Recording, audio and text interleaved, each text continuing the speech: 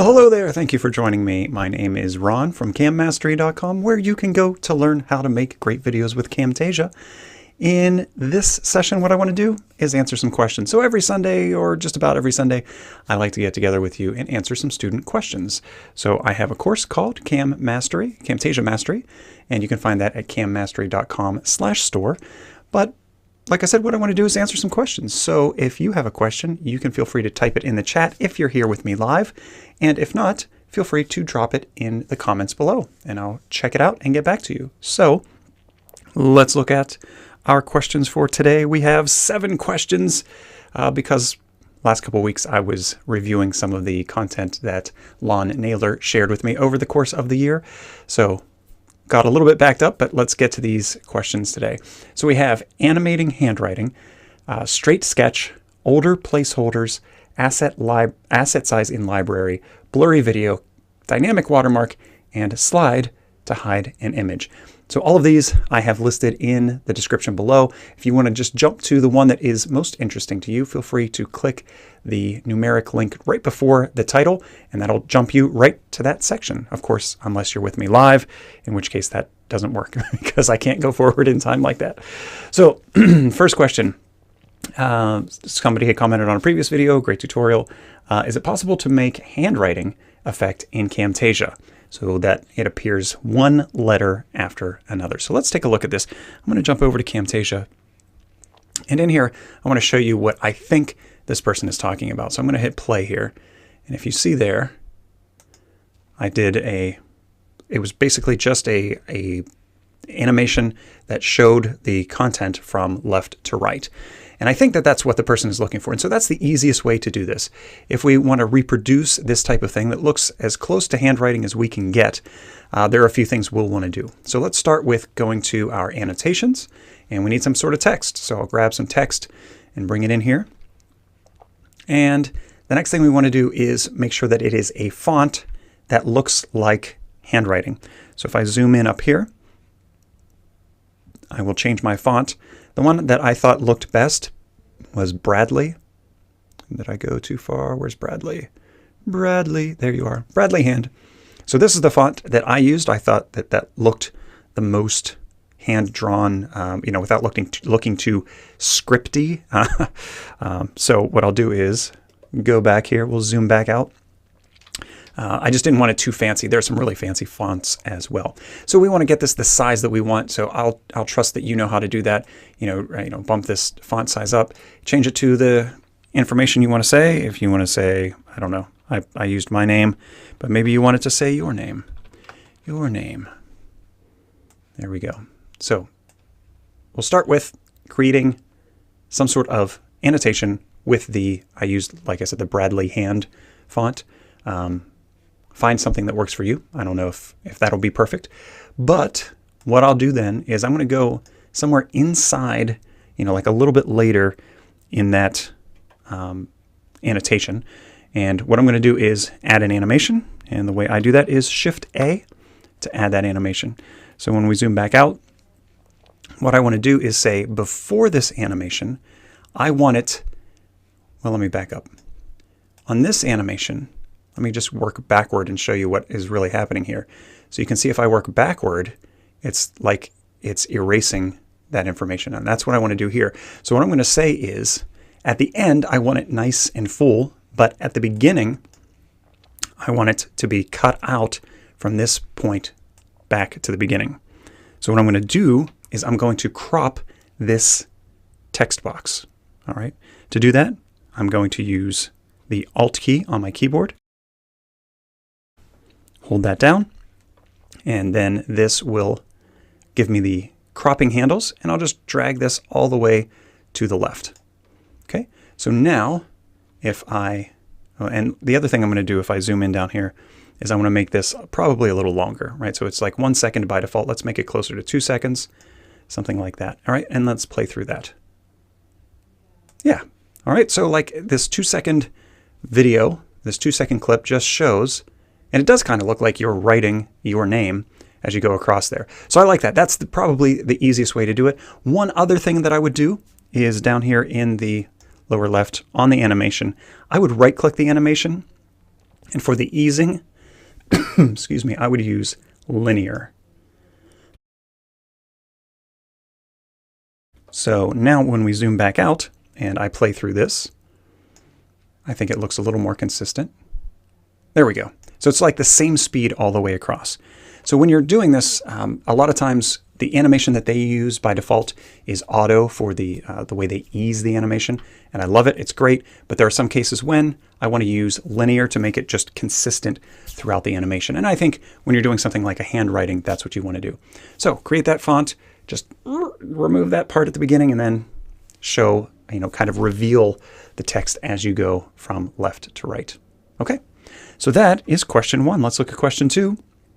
All right. Somebody said, making the diagonal line straight. So again, this was another video that I did. Been trying to make that diagonal line straight. So in this case, this person was using a sketch animation. And what I want to do is show you that sketch animation and show you what we were talking about. And then I want to give you another way to do it so that it really is perfectly straight. So here, back in Camtasia, what I would do is this. Boom. And there is a perfectly horizontal sketch motion, only it's not sketch motion at all. So what I said initially was, hey, you can take this diagonal sketch like this. And if you just grab this and drag this down till it is like, right around here, that should be a pretty straight line. And that looks really straight. And that might be all you need to do. But if you want it to be perfectly straight, then what I did was I created a line and then just animated it. I just made it get larger. Okay, so I started with a nice full line. So we'll go over here to our annotations, lines or arrows and lines, grab a line and drag it over. So there's my line.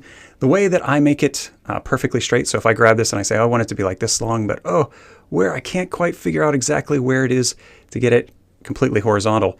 The two ways that I'll do it are, one, to drag it up here to the center and then make sure that this part, like one part of it is at one part, what do I want to say, like at the center, and then the other part is also at the center like that. The other way I do it is to just take it to the border of the image and then say, okay, this is where I want it to be. And then move it and say, okay, I'm underlining, something like, if I went here, I want to underline your name. Okay. So if I were to do that, the way I would animate this, well, again, first of all, I would want to make sure that it is long enough. So let's start with making it long enough. And I'll just start about here. Let's get it right in the center. Make sure the length is good, right about there. And that's actually not a bad position. I might actually want to leave it there. I was going to say, my plan was to have it down a little bit from center, but actually I kind of like it there. So maybe I'll leave it there. Another thing I can change, of course, is the color. So if I want a different color, I can make it this cyan. And then I need to add the animation. So I'm going to do the Shift A again. And then I want to say this is the end state. This is how I want it to finish. The way I want it to begin is so that it's shrunk all the way down to the left. So I'm going to hold down, well, actually I don't need to hold down anything. I'm just going to click and drag this all the way to the left so those buttons nearly line up. And if I want to get even more exact, I could. But, did I do that at the end? I did it at the end instead of the beginning. Not the first time I've done that. Control Z to undo. Make sure I'm at the beginning. Try that again. Grab this guy and drag him back to the beginning right about there. Right, just as close as I can get. I guess it's snapping to the other part, but that's okay. So what I can do is, shows your name. Yeah, well, I guess it moved up a little bit. So if I I'll undo that. You get the idea. There we go. So it underlines it. What I would do for the your name part, let me see if I can do this quickly, is right click and copy the properties. Go to the beginning of this, right click and paste the properties. There we go. So now it's in the same starting and ending position. That's the way I would do it. And then again, here at the beginning, crop this part down. So one more time, let's play through this, see if this works. I write it and then I underline it. Okay. So that is one way for you to get an underline, I guess, if you're looking for a nice, perfect underline. Grab a line, just animate it, make it very small at the beginning, and then make it as long as you need there at the end. So that is question number 2. Let's look at question 3. Camtasia 2019. So I talked about placeholders. Excuse me. Talked about placeholders and said, hey, this person said, hey, I'm not using 2020 and I'm not sure that I'm going to upgrade. Is there a way for me to use placeholders in previous versions? So of course, placeholders is something that is new in Camtasia 2020. If you want to use something that is like placeholders, we can make that happen. So let me show you back here in Camtasia how I might do something like that. So let's say, for example, I have this icon in the lower right. And if I just play through this, you'll see that it does a couple things. It gets larger at one point, and then it'll flip around. It gets a little more transparent, and then flips back around. Okay, so there's some sort of animation happening there on that image. And what I want to do is just replace it. I look at this and say, oh, you know what? I don't want this image that has the corners in the background I can see. I'd rather have the image that isn't there. Or the image that doesn't have the background with it. So in previous versions of Camtasia and this version as well, you can go to your media and find this item. Okay, so in that case, that is the RH logo no alpha.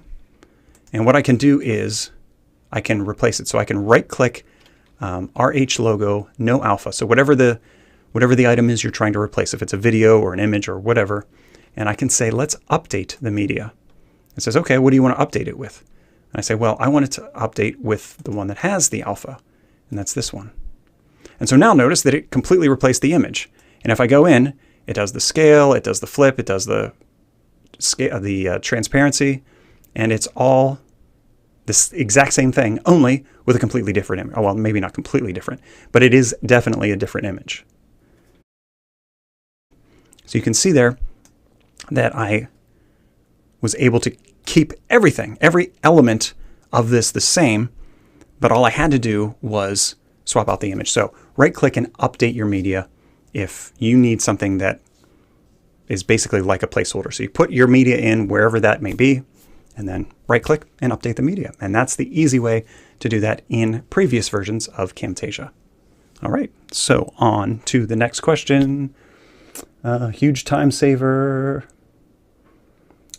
Let me go a little bit bigger because I'm having a hard time reading that. There we go. Like to save a group. Okay, saving a group to the library and asking what we should use, canvas size or visible size. Okay, so in this question, this person is adding an element to their library, and we see a couple of different options when doing that in Camtasia 2020. So let's look at Camtasia and try this exact same thing.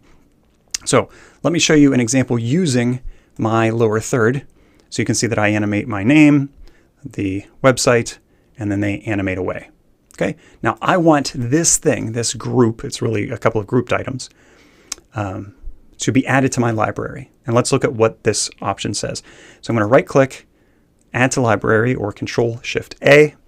And this is what the student is saying. There's these two options here at the bottom, use canvas size and use visible size. What's the difference? So let me show you. I'm going to do both of these. I'm going to use my default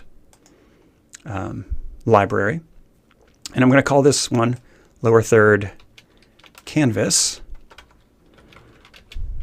Wow, it helps if my fingers are on the right keys. Canvas, there we go. I don't need caps lock. One more time, canvas. There we go. And I'm going to do the same thing, right click, add to library, and this one is going to be lower third, and this one is going to be visible, so I can show you the difference between these two. Okay, so one lower third canvas. So let's go over to where this isn't, and I'll actually show you the visible one first.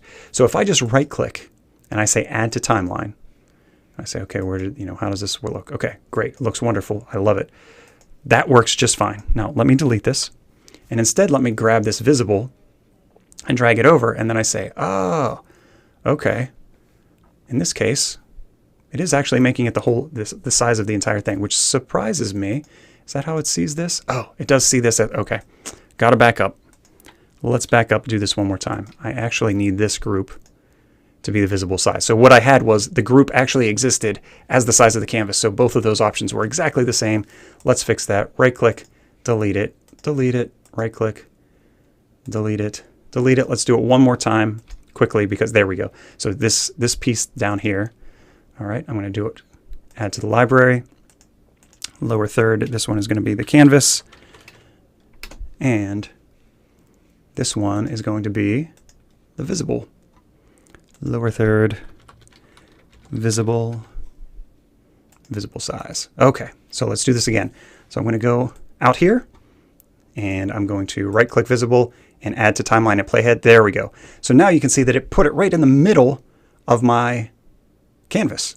We said that's probably not what we wanted. Let me play through that and see if that's what I wanted. Nope, that isn't what I wanted, because what happened is I want this to be like the corner of my frame. So you can see that these start out here to the left and below and then go to the corner of the frame. So what I want to do is say, that's not exactly what I wanted. You know, I'd prefer if it was like down here. All right, so let me just move over to another part here and show you. Now let me right click the canvas one and add that to the timeline and play through. And now it's in the right place. So the way to understand this is if you just make it the visible size, then maybe you have like a text box and it will just be that text box and it'll be able to float anywhere on your screen. But if it's something that's in a very specific place, for example, my lower thirds, I want them to appear there at the bottom. I don't want them in the middle of my screen.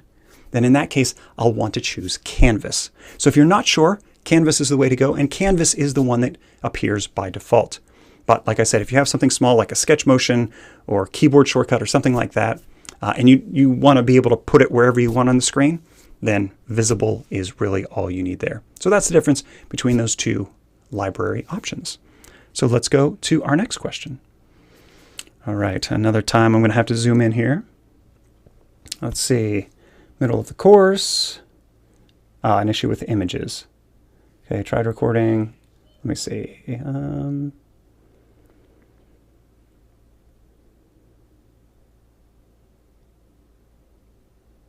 Oh, it's about Blurry. Great, got it. Okay, so this person is saying, hey, I've done a few things. I'm trying to produce this video, but it's coming out blurry. How do I fix a blurry video? Great, I can help with that. The way I would help with that is to jump over to Camtasia, and I kind of wrote out an answer and summarized it here. So the first thing that I told this person to do was to make sure that they're recording and producing in the same dimensions. In other words, if you are working on a 1920 by 1080 video, then you'll want to be sure that you're recording at 1920 by 1080. So it's however you're going to produce, make sure you're recording at that same dimension. That way everything can appear at 100%. The second thing I mentioned there is making sure everything is scaled to 100%. So when it's scaled to 100%, you get the crispest images or the crispest video. You're not resizing anything. And so an implied trick here is when things are resized, they get blurry. All right, so just like a heads up there that anytime you're resizing anything, it will get blurry. It's not a bug or an issue with Camtasia. It's every kind of program that's going to resize something. It has to make adjustments. It has to make assumptions about how things are going to look. So if you produce and record at the same dimensions and the blurry media is changed to its scale of 100%, those are both good starts. I think, though, that the issue was with the output settings. So I've had a few people come back and say, I've tried to produce a video, but the quality of that video isn't great, even when I'm producing at 1920 by 1080. So here are the settings that I use. So we'll just jump over to Camtasia and look at those. So we'll do export, local, custom. We'll go to video settings tab. So let's look at that. So I'll go over to export, local file. It could be export or share. If you have an older version, it'll be the share menu. But we'll say we want a local file, and we're going to choose custom production settings. Next, of course, we want the MP4. Next, and we want the video settings tab.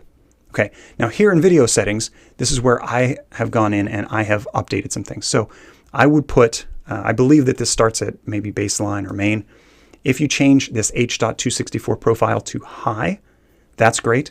The other thing I'll do is I will change this to 4, the H.264 level to 4.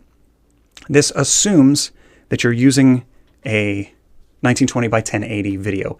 If you're doing something that is smaller or something that is larger, you would probably want to change these as well. So if your video was 1280 by 720, for example, then high would be okay. You might want to do main, but even at high, you wouldn't need 4. You could do a lesser one like 3.2 or something.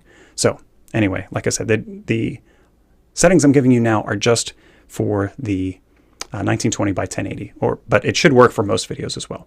All right, so the other thing I would do is make sure that encoding mode, it comes up with quality by default, and I would change that to bitrate. Now, I would start with 1500 because 1500, at least in my opinion, tends to get a decent video size with, or decent quality with the smallest video size. So 1500 might be too small for you, but in most cases, when I'm just creating a general video, 1500 is all I need. Okay, if that doesn't work, then what? Well, in the instructions I say, so I would produce something at this frame rate, and then if we go back to Camtasia, in the instructions I say, if that's not good enough, try 3000. If that's not good enough, 7500. If that's not good enough, 15,000. So what I would technically do, like I said, is just get a portion of the video. So I might say, show me this. Select some amount of time, right click, and choose produce timeline selection as. So we have just these few seconds, and then go through and choose the same things, right? Video settings, find the numbers you want, next, next, next, and then just produce that portion. That way, you don't have to produce the entire video. You just have, some, 10 seconds, 15 seconds or whatever, and you can see if those video quality settings are good enough. Like I said, 1500 usually works. What I do for my best videos where I'm talking to camera like this, I want that camera quality to be as good as possible. So I will use up to 15,000 whenever I'm creating those types of videos. So that should give you a good range. Like I said, 1500. If that doesn't work, 3000. If that's not quite what you want, try 7500. If that's not great, 15,000. I cannot imagine you need to go above 15,000. If you do, there's something else that you're missing or something else that's wrong in your settings. All right, so let's go back to PowerPoint. Look at the next one. Oh, that was the answer. Okay, so the next question is about having a dynamic watermark that is text. And so I believe what this person is saying is, I want to have this watermark that appears and disappears and can move around the screen and things like that. How would you do that? So let's look at Camtasia. To do that, I would start with, here we go. So I would start, and I'm going to show you, something that I would consider an example, and that is, of course it helps if I double click in the right place. So just to preview this, I would have something like this come in and it could slide. And now he said, I wanted something to change every 30 seconds. Now I'm making these changes like every second I'm doing something else. That's not exactly what he's looking for, but just to show you, this is one way that you could animate this. All right. So the first part I want to show you is I'm going to create a text box that sits over top of everything else. So I'll start with annotations, grab text, put it, wherever I want. Maybe I want it to start in the middle. Right, we'll call this watermark, but you probably want, the name of your company or your name or something like that to be here. So that's number one. Number two, I would extend this so that it covers the entire video. So in this case, if I click the magnifying glass button here at the bottom, I can get it to resize to the entire video. I'll put it up at the top at a new track, and I'll just make sure this goes the entire duration, right? So from beginning to end, and there we go. In fact, I might not know exactly where the end is. So if I do Control and End on my keyboard, that'll take me to the last part. And then I can just drag this all the way to the end. All right, so I have my watermark. Now, this person was saying, can I do different things with it? Yes. So it's not technically a watermark at this point because it's just solid white text. So what I would do to make it more of a watermark is up here in the upper right, I would select its opacity and drop the opacity down to make it more like a watermark. So, 40%, 50%, somewhere in that ballpark will give you a good watermark and let you see through whatever's there. So that's one way to start. So again, I would make the whole thing, we're doing the whole timeline, make that opacity, somewhere in the ballpark of 40%. And then the other thing I would do before doing any animations is go to Visual Effects and add a drop shadow. So let me drag that over to this effect as well, or to this text. The reason for that, you look at this and say, well, I can see that watermark just fine without any drop shadow. In fact, I don't see a difference between that and the version with the drop shadow. And I would agree with you, except if I go here to this part of the video, and why don't I see that? Why don't I see that video down there? Let me solo that out. Oops, right click. Oh, you don't see the screen. I'm sorry. I forgot to move it back out. All right. Yep, that's okay. So I'm going down here and I want to see, why isn't this showing me a white background? I wonder. That is odd. This is, oh, because I think the opacity is down to 0. Boop, there we go. That's why. Couldn't remember what was up with that. So if I look here, if I have that watermark there without the drop shadow, so I'll go over to the properties of that and, well, not of that, there we go, of my watermark, and I turn off the drop shadow. Now you can barely see that. And of course, if it's right here on white, you'll never see it. Okay. So instead what I'll do is I'll try this on a dark background and on a light background. So I'll go back and forth between these two and see what's best. And like I said, I want to add a drop shadow. So I'll drag that drop shadow down to this. And probably what I want to do is increase the opacity to make that drop shadow much darker. And even bumping it up to near 100% I think is fine. And I'll probably reduce the blur to make it a little easier to see. So maybe I'll drop it down there to 5. So now I can see that there's clearly a watermark there. And if I go on a dark background, there's a watermark there. So just try it between those two, the light and the dark, to make sure you can see it in both places. So we have this text here at the top. Great. It just sits there the whole time. If that's what you want, okay, great. But maybe you don't. So I would just add animations every so often. So this person said, like every 30 seconds, I want to, maybe have this appear and then disappear. Okay. So I would go in for 30 seconds and I would add an animation, Shift A, and then go, to another 30 seconds and Shift A and another 30 seconds, right? So I would just go through here and add these however I want. Now I'm going to undo these last couple because I'm going to show you a trick here in a minute how we don't have to do that. So we're going to start off with it visible, and then here we'll make it invisible. So I'll just drag this opacity all the way down to nothing. And then later it comes back. Now I might want it in a different position, right? So, but for now I'll leave it there. Now what I would do is I would grab both of these. So I'm using the control key. So a click, let me show you this. Let's zoom down here to the bottom. I'm going to click the first item and let go. And then I'm going to hold down the control key and click the second item. Okay, so now I have those two selected. And then I'm going to move this playhead out further and paste. Did it work? Paste. I don't see that it's actually pasting. Paste.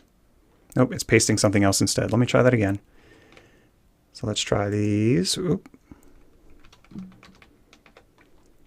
Make sure I have both of those. Grab this, Control, grab this, right click right on here, copy both of those. Maybe I need to do that. Paste. There we go. And then come out further, paste, come out further, paste. So now I have it appear, and then it disappears for a while, and then it reappears for a while, and then it disappears for a while, and then it reappears for a while. You get the idea. So you can go through here rather than creating, 70 of these. Just create the couple that you want, and then continue to, make it appear and disappear as needed. Okay. I see. Delete that guy real quick. Okay, so just repeat those, like I said, as needed. The other thing I would do is when it is here, like maybe here at this position, you want it in the center. Whoops, let's go back to the center. So again, these just, appear, disappear, appear, disappear, appear, disappear as we go through here. all right, all the way through. What I would do then is, maybe this first one we want in the center, then let's go here, and this one I want over here. And then this one I want over here. And then this one I want down here, right? So as you're going through here, it appears and comes down here to the corner if you want that. And then it disappears back to the center. So there's some motion. Maybe you don't want that. Maybe you want it to just appear and disappear at those corners without having all that motion associated with it. In that case, what I would do is right click here where this, like we say we want to keep it in the lower left. I'll copy its properties. I'll go here to where it started in the center. I'll right click and paste its properties and then just drop its opacity down. So now rather than it moving in and out of a corner like that one does, it just appears in that corner. And then, well, I want it to disappear in that corner as well. So I'll right click here, paste the properties once more, drop the opacity once more, and there we go. So now it should just appear in that corner, stay there for a while, and after a few seconds disappear. Okay, so that's a kind of a long-winded answer of how I would do that. And it's really, again, just create a text box at the top of everything, make it a little bit opaque, a little bit transparent, so like around 40%. Add a drop shadow, make sure that drop shadow is good and solid as much as possible, and then animate out however you'd like. Put it in different corners, move it around, but it's basically one whole track at the top of the entire presentation, and you animate it to your heart's desire. That's the way I would do it. All right. And another thing I would do probably at the end of that is I would save it in the library, right? So right click it, add it to the library, so you can repeat that and use that same clip in future videos. Okay, on to the next question. All right, blurriness issue is fixed. So this was the blurry question from before. Now they need to slide in an image and replace an existing image. Okay, so let's look at that. So here in Camtasia, what I have is, what do I have here? Not there, not there. Here we go. So I am going to remove my watermark because I don't need that right now. And this person said, I want to have an image, say here on the left as an example, and I want another image to come in and replace that image. And then maybe another image to replace that image. Maybe another image to replace that image. How do you do that? And I guess the issue that this person was having was that both of those items were coming in at the same time, or they were, both images were moving at the same time. So let me show you how I would fix this. And I think what's happening is, whoops, there we go. We'll just drag this in here. I mean, you could put it wherever. I'll just leave it in the center for now. It doesn't matter where we're animating this from. And then I say, oh, let's add another one just like it. So I'm going to Control C, Control V. This new one, though, we will make it different by colorizing it to this nice bright green, or maybe, can I make it yellowish? Yeah, I'll just make it yellowish. Okay, so I'm going to drag this off the screen. And what I want to do is have it animate down and replace the one that's there. So to do that, I think what this person was doing mistakenly was selecting both of these items at the bottom and adding an animation to both, and then having, let me make sure I do this right. And then having, when this comes down, the other one would come down too. Or something like that, where the other image was moving while the animation was happening. And that's not what we want. So we want to take this animation and we want to leave that first item alone. So just make sure that first item has no animation attached to it. Then this new animation can come in from any direction. I don't care where. I dropped it in from the top. You saw before I had it come in from the sides. Wherever it works for you, leave that first item alone. And then what I like to do is actually delete that item from behind. So once it's gotten in place, once it's there, just delete it, and then you don't have to worry about it again. So I can grab another item. I can click this, Control Z. I meant to copy it and I cut it. So I'll copy this. No, I don't need to copy it. I'll just do it again from another direction. So we'll go back to the media. I'll grab the logo again and I'll resize it. And I don't care where you want to bring it in from. We'll bring it in from the other side here, and I will come in and I will add an animation to just this one. And afterward, I want it to be here. And when that's done, I want this lower one to disappear. So now we have the blue one, yellow one comes in and replaces it, and the blue one comes in and replaces that. So hopefully what you can do is see that you only animate the one that's on top, and then as soon as that one on top gets into that place, you can delete or just trim any space after the old one has been covered up, because nobody will see it disappear because the new one has taken its place. So I hope that answers that question. And that was all I had for you today. So those are the 7 things I wanted to share with you. I'm going to check quickly. Oh, and I get a comment from my good friend Lon, who says currently placeholders kind of suck anyway. Should have checked earlier for chat. Thank you for that, Lon. Yeah, they do. They're not the best. We don't. Lon and I don't use them too often. So if you do have a placeholder that you're using that works for you, great. I will say there is one place where I use the placeholder, and I'll show you that. Let me jump over to Camtasia. It's technically in a template. So if I do, let me save this real quick. So I save the pre-show. Let's save the post-show, just so I can go back to that if anybody needs it.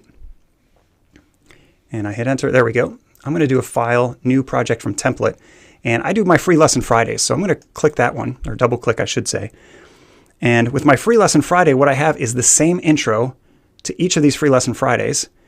And then I use a placeholder to put in my new video. So whatever that old, let's see if I can find one quickly here. I'm off the screen. You can't see it, but I have a folder called Free Lesson Friday, and I have free lessons to be shared. And so, maybe I want this update media one. So I can drag it in here to the media bin, and then I would just drag it down to this placeholder, choose Ripple Replace, and then it transitions right from the one into the other, and I'm teaching a new lesson. So that's the one place where I do use placeholders, is for my free lesson Friday videos, those templates. But for the most part, we create most things from scratch. So that's what I would recommend, creating them from scratch. And Baba says, I love your videos. Thanks a lot. Well, thank you, Baba. I appreciate you showing up and visiting me live and leaving that comment. Thank you. I hope that these are helpful. That's why I do them. I don't do them for my health. I do them for you. So I hope that this has been very helpful to all of you. If you have questions, leave those in the comments below. I'll be happy to get to those. Until next week, so long. Thank you so much. Take care.